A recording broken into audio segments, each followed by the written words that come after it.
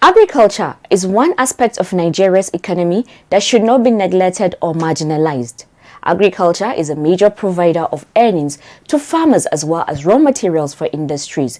It is also the major source of food for people and livestock.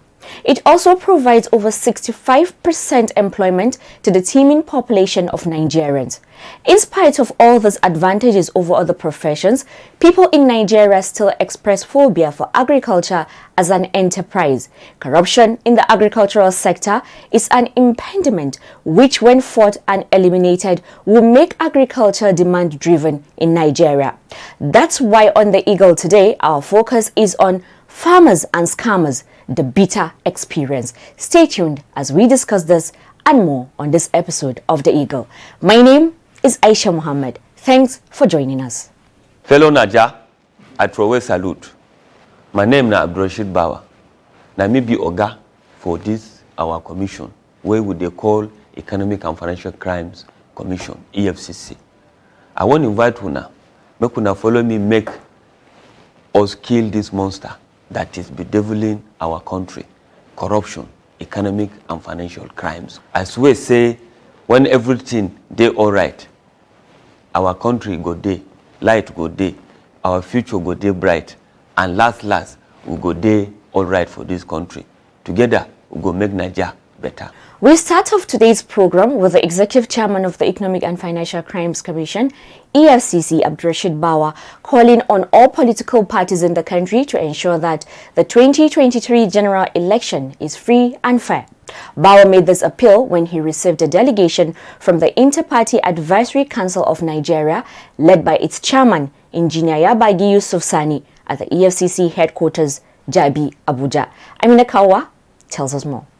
The EFCC chairman, who spoke through the secretary to the commission, Judge Akpungu, noted that the visit underscores the importance which the EFCC and indeed all well-meaning Nigerians attach to political parties, especially as the 2023 general election approaches. The commission needs political parties to work together to ensure that the forthcoming general election is free, fair, and credible. He advised the political parties to strengthen their internal democracies, shun godfatherism, and ensure that the process of leadership selection is credible. Bawa assured the council that the commission was open to collaboration to improve the integrity of the Nigerian electoral process by discouraging vote trading and other financial malpractices. We must begin to learn as political parties to speak so we retain Nigeria. A credible election is non-negotiable for 2023 if we must save and keep Nigeria. So I challenge IPAC as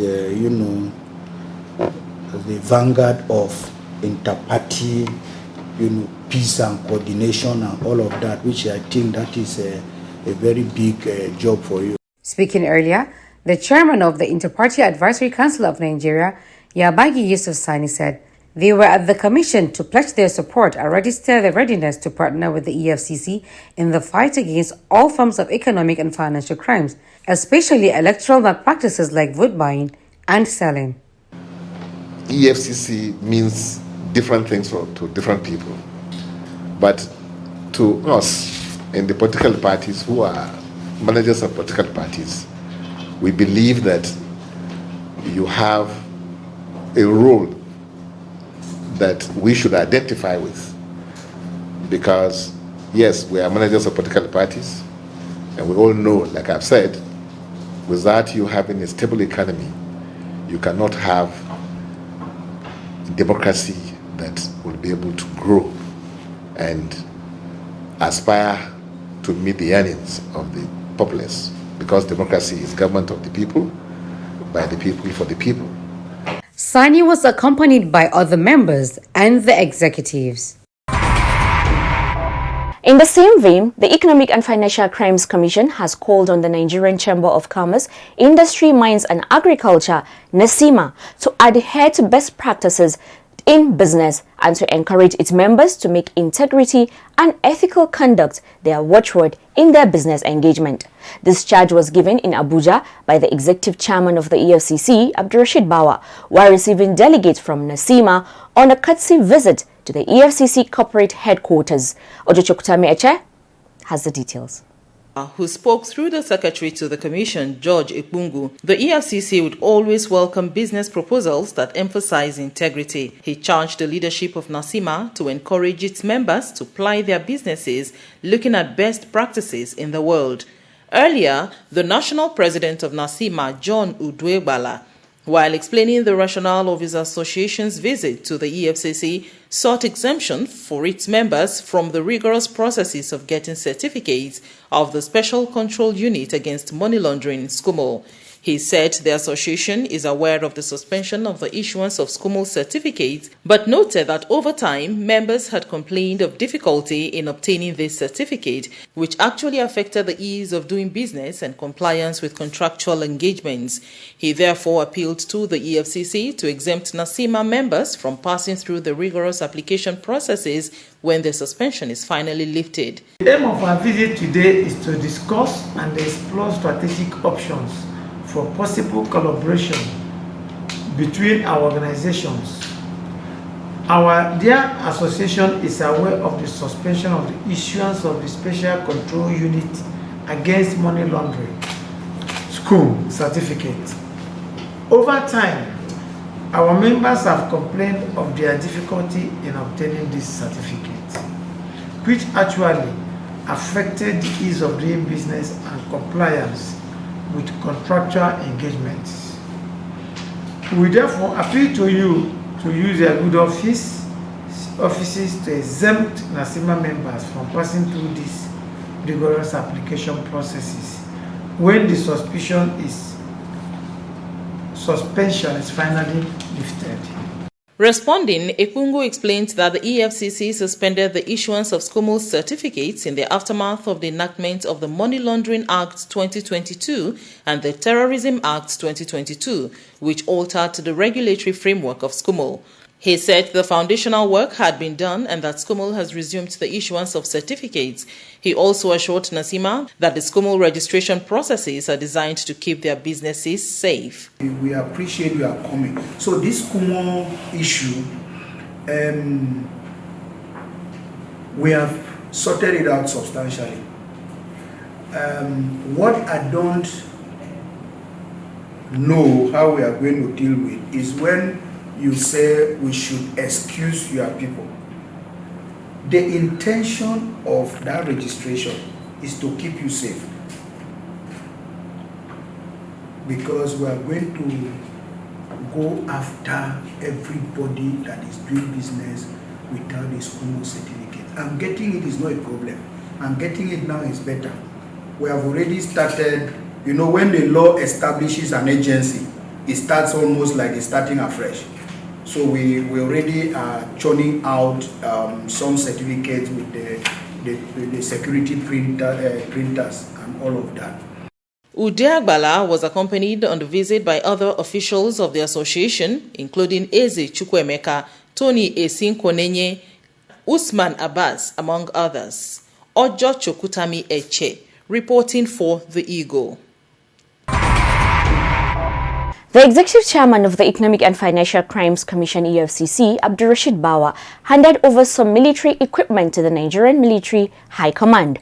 Speaking at a brief ceremony at the Commission's Zonal Command in Wusaitu, Abuja, the head of Operations Headquarters, Michael Wetkas, who stood in for the Executive Chairman, commended the long-standing collaborative relationship between the Commission and the Nigerian military. Amina Kawa is our guide. He explained that the items recovered from a contractor who supplies military equipment were voluntarily handed over to the Commission in the course of an investigation. Wetkas said it was important to hand over the equipment directly to the military to prevent them getting into the wrong hands.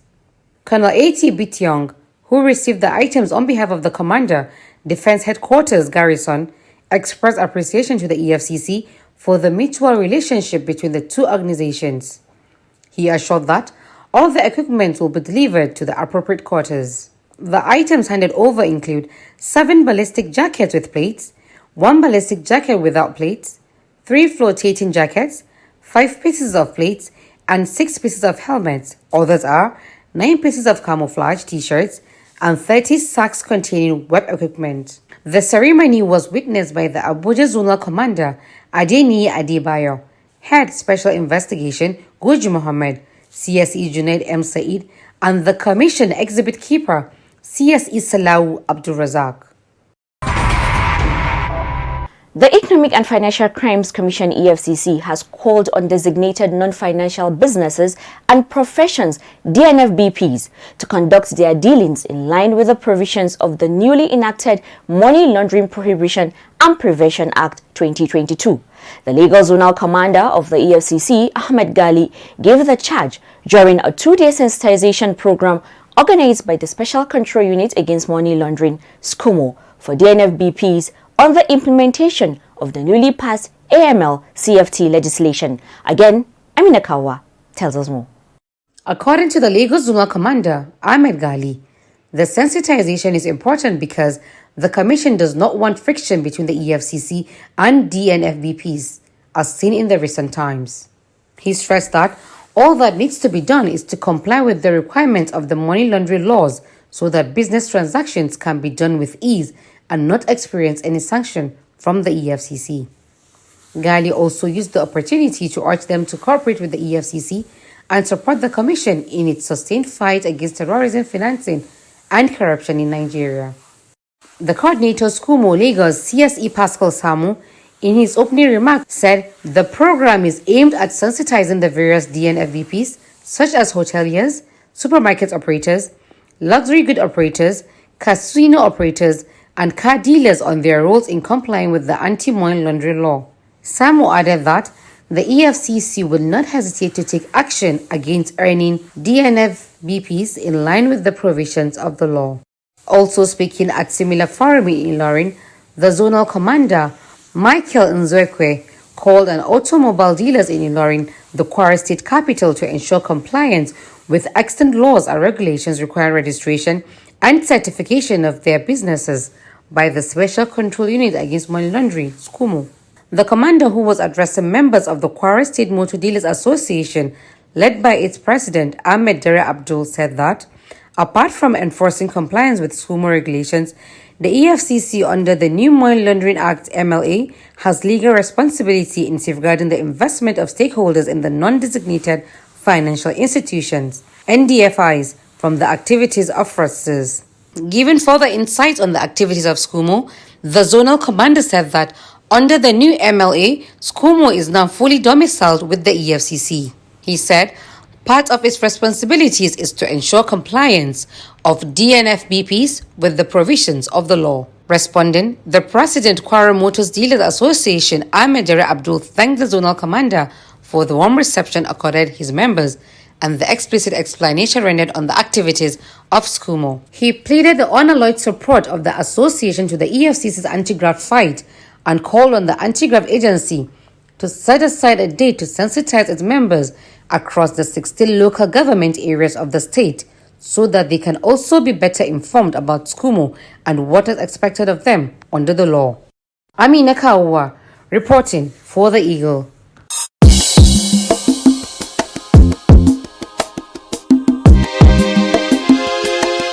It's time for Conviction Updates with Abbas Abubakar Umar. The American President Joe Biden said fighting corruption is not just good governance, it is self-defense, it is patriotism. There is no doubt that good governance plays a vital role in securing a nation from all forms of economic and financial crimes. The EFCC, as an agency, is making efforts to ensure good governance in Nigeria through enlightenment, prevention, and enforcement initiatives. The Commission between 15 and 19 August 2022 secured 58 convictions. The Ibadan command of the EFCC recorded 23 convictions while the Lagos command secured 12 convictions. The headquarters of the commission in Abuja secured 8 convictions while the Kaduna command secured 6 convictions. The Abuja command recorded 4 convictions, Sokoto 3 convictions, while Kano and Ilorin commands had 1 conviction each. The EFCC urges Nigerians to join hands in this fight for a Nigeria free of economic and financial crimes and to ensure good governance for all. I leave you with the words of Rohini Nilekani, who said, "We cannot be mere consumers of good governance.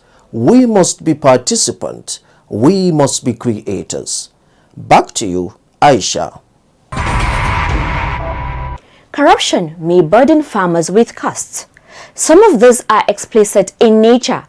Higher prices compared to government fixed prices in the input market and bribes while collecting irrigation subsidies are examples of explicit costs of corruption to farmers.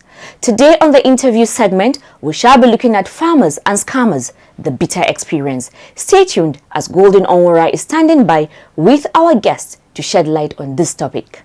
Over to you, Golden. Thank you, viewers, for joining us on the interview segment. I am Golden Onwara. Scam is a dishonest scheme. It is a vice that can be found in all ramifications of our everyday life. It could be in banking, cyberspace, business, and even in the agricultural sector. One would ask, what does scam have to do with the agricultural sector? Answers to these and more will be unveiled in the course of this interview as we discuss farmers and scammers, the bitter experience. To do justice to this topic today with me is CSE Dare Folarin. He's the head procurement fraud section at the EFCC headquarters here in Abuja. CSE Dare, you're welcome to the program. Thank you. In the course of your work, what are the types of fraud or scam usually experienced in the agricultural sector in Nigeria? Firstly, who are scammers and who are farmers? I'm sure the general public knows this, but for the sake of those who don't know, farmers are people who engage in agricultural products, raising of livestock for food or for material. While a scammer is someone who commits fraud or someone who participates in a dishonest act for personal gain. Fraud is predominant everywhere. The agricultural sector is not an exception. The types of fraud you find in agricultural sectors are diversion of subsidized fertilizers, which are meant for the farmers. Supplying of adulterated farm produce, such as fertilizer, seeds, pesticide, and others to farmers. You have what I'll call return on investment, where the general public are, encouraged to come and invest with an individual who claimed is into fish farming, and you promise them high return on investment, which is not visible. Apart from that, you also have where the problem, the fraud perpetrated by middlemen. Some of government aids, such as funds for farmers, rarely get to them because of fraud. And the people involved in this are, some of the bankers and these middlemen, and etc., etc. The kind of fraud in this sector is not limited. Government will subsidize fertilizer, and it doesn't get to the farmer.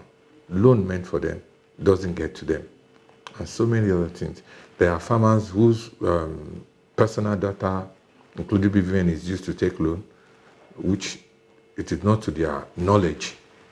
And you have farmers who are on loan.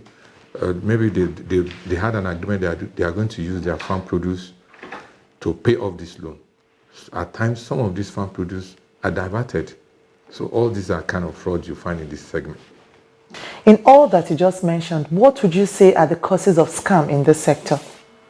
Well, generally, where you have fraud, you can't rule out greed. Greed either on the part of the farmers who are trying to cut corner.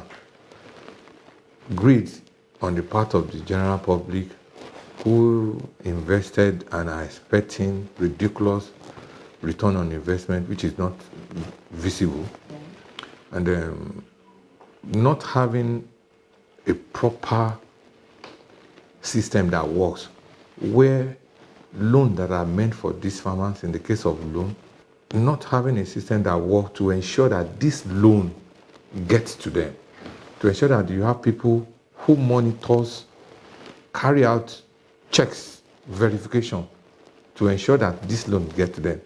These are some of the causes of these frauds. And you have so many other, but these are just a few that comes to my mind now. What then would you say are the effects of these crimes on farmers, and how does it affect food sustainability in the country? I would start from the last part of the question. It definitely affects shortage of food, both in Nigeria and worldwide. And on the part of farmers,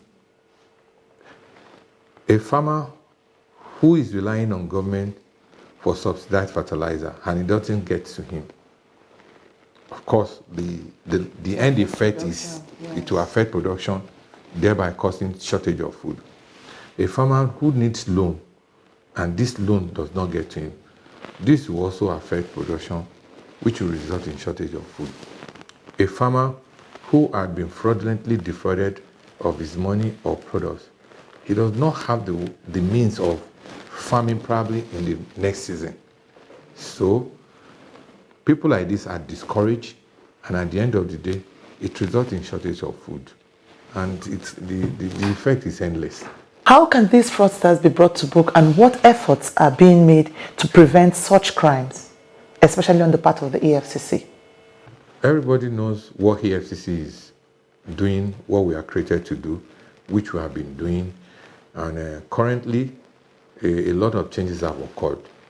We have so many outlets where we can be reached. You have social media, Facebook, Twitter, Instagram, and recently there's an Ego app where you can, give us information even if you want to remain faceless. And people should be encouraged to keep reporting. As they are reporting, EFCC will keep doing their work. We keep investigating cases of fraud that is reported to us, charge these people to court, and then, we keep doing their work. And EFCC on its part of our mandate is preventive. Yes. To educate people, the farmers, the citizens at large, and then to discourage people from going into fraud. And those who, listen to us, the better for them. Those who don't, if they are caught, they are charged to court. So we'll keep doing our work. What we are doing today is also part of sanitizing the public on the need to be careful on what to do for fraud not to happen to farmers. So if there's any case of fraud, it should be reported to the Commission. We have offices everywhere across the six geographical locations, and then you write your petition, send it. It will be looked into. Just before we go, what are your last words on this? What do you advise the general public to do? We don't have any other country we can call our home. Nigeria belongs to all of us. They should shun fraud. They should shun crime. And join EFCC in fighting this menace called corruption, so that we can have a better Nigeria for all of us. Thank you, ACE2 Folarin, for coming on the program. Thank you for having me. There you have it. Scammers capitalize on greed and the vulnerability of their victims to carry out their ploy. You are advised to always follow due process in everything you do. That's it from the interview segment. Let's go back to Aisha at the studio for the continuation of the program. Thank you, Golden, for that interview. According to a Dutch philosopher, Desiderius Erasmus, prevention, he said, is better than cure. This explains the importance placed on the prevention mandate of the Economic and Financial Crimes Commission. Accordingly, the EFCC Twitter space hosts EFCC Connect, a weekly town hall meeting every Wednesday at 6 p.m., which serves as a veritable platform to engage the public constructively. This week on the Connect, we shall be discussing love scam, fake love, heart attack. Join the conversation for this and more. And that's it on this week's episode of The Eagle. Here is a reminder that you can send an email to info@efcc.gov.ng and to speak to our officers on 0809 3322 644 and follow us on all our social media platforms at Official EFCC. Use the EFCC mobile app, the Eagle Eye, to report any fraud you see happening around you. The Eagle Eye app is so easy to use. You just download the app and follow the steps to report fraud on the go. You can also take pictures of corrupt practices wherever you find them and upload them. My name is Aisha Mohammed, leaving you with these words from Obi Ezekwesili, which says, anyone who wants to tackle corruption must be willing to go all the way. There are no shortcuts, so let's join hands with the EFCC to eradicate corruption and economic and financial crimes. Always stand for integrity and let the change begin with you and I. Please do stay safe, be kind to yourself and to others. God bless Nigeria. Goodbye and enjoy the rest of the week.